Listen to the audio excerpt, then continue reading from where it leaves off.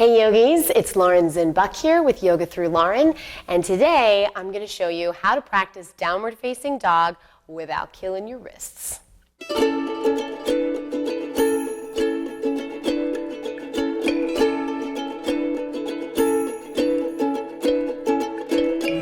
So this is a common complaint that I think every yoga teacher gets is down dog hurts people's wrists, and it shouldn't.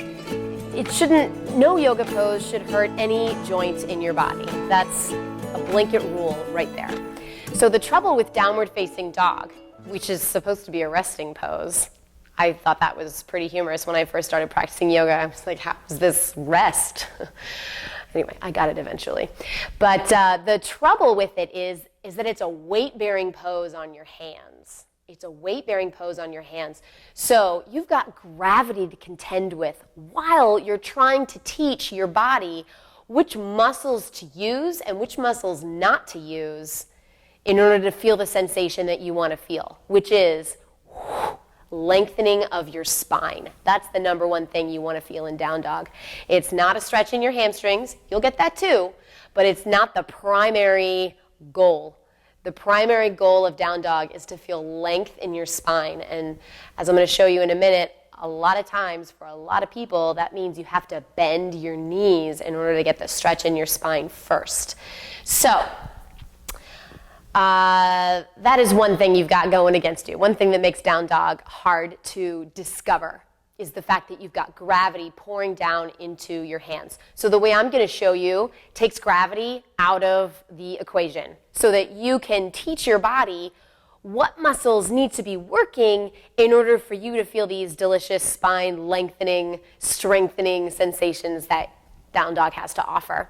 And the second thing that this method I'm going to show you takes out of the equation is the flex of your wrists.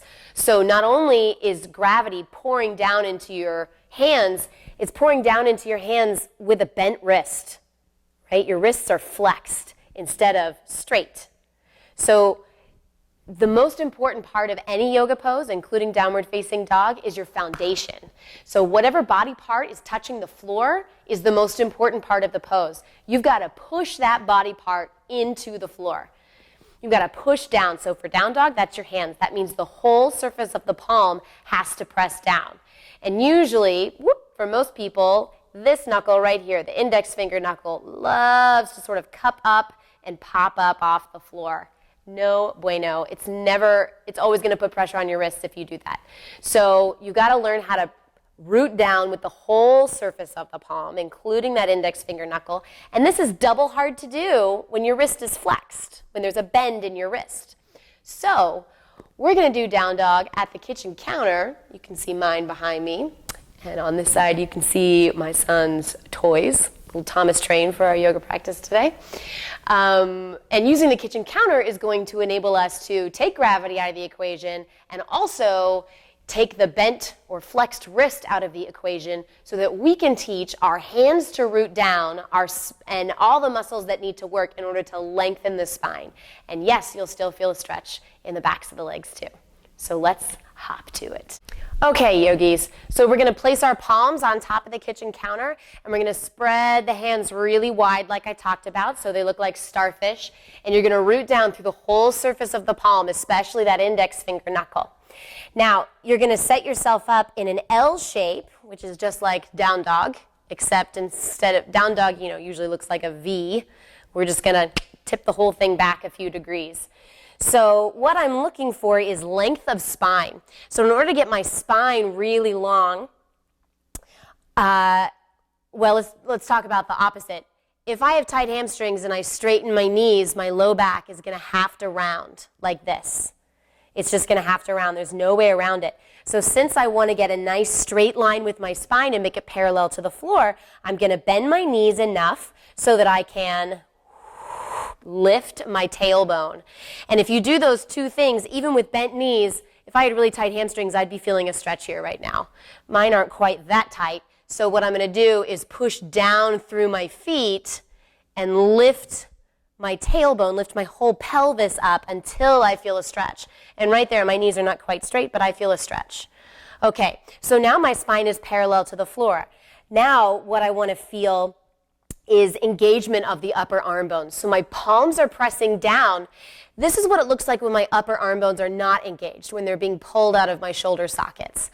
If I kind of drag the countertop isometrically towards me, if I try to pull it towards me, my upper arm bones draw into my shoulder sockets and my shoulder blades engage on my back. That's what I want to feel. So at the same time, I'm getting this feeling of palms pressing down, and these muscles on my back are pulling my upper arm bone back into my shoulder socket. So you're going to feel, if you're doing both of these things, all the muscles of your forearms and of your upper arms are going to hug right onto their bones, and the muscles around the shoulder blades are also going to hug the shoulder blades onto the back, okay? All right, now from there, I want to feel the navel hug in and up gently, especially on the exhale. And what that does is it gives me a sense of support from below. So if you're very flexible, it's going to be tempting to sort of hammock out your back like this. And at first, this feels kind of like a good stretch on your back, you know, if you're a naturally flexible person. But eventually, in a weight-bearing situation, like a real downward-facing dog, that is going to ruin your shoulders. So you don't want to do that. You want to maintain strength on the front plane of your body so that you get this nice parallel spine to the floor. Now, so I'm going to take a deep breath in, and as I exhale, I'm going to pull with my hands, isometrically pull the countertop back. So I feel the shoulder blades sliding down the back toward the tail, and I'm also reaching the tailbone toward the wall behind me. Now, on the inhale, I like to think of my pubic bone, my belly button, and my sternum going the opposite direction. They're isometrically reaching forward. So I have this nice loop to breathe through. As I inhale, I draw back on the back plane of the body, and as I exhale, I reach forward with the front plane of the body. Or you can reverse it if that works better for your breath.